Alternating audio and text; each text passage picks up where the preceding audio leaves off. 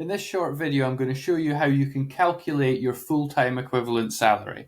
So let's start by looking at the basic ideas. So FTE is the abbreviation we use, and that stands for full-time equivalent.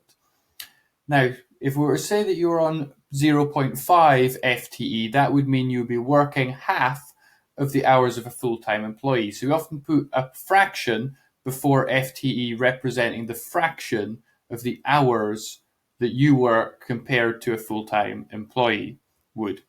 And you would get the fraction from this simple formula. So you take the part-time hours worked and you divide that by the full-time hours worked, and that gives you a decimal that represents the fraction of your working pattern compared to a full-time employee.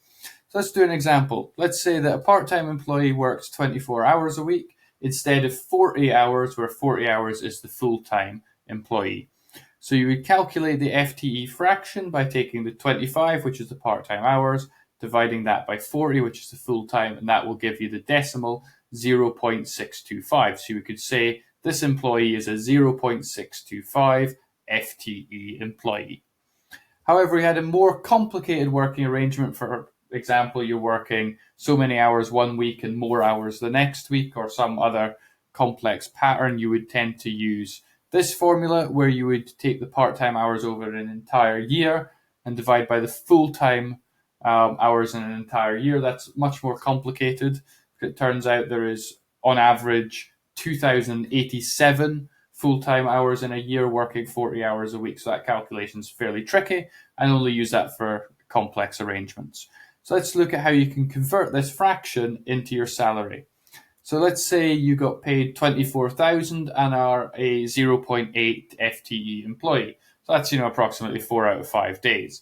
And if you want to get your full-time equivalent salary, all you have to do is divide it. So you take the 24,000, which is the salary that you're getting, and you divide by the 0.8, which is the FTE, and that would give you the full-time equivalent salary of 30,000. So all you need to do to calculate salary is find the fraction. You may know it. If you don't, you have to do that calculation on the previous slide. Then you divide by that fraction and you'll get your full-time equivalent salary. So hopefully this video is useful to you and you now know how to calculate your full-time equivalent salary. Thank you for watching.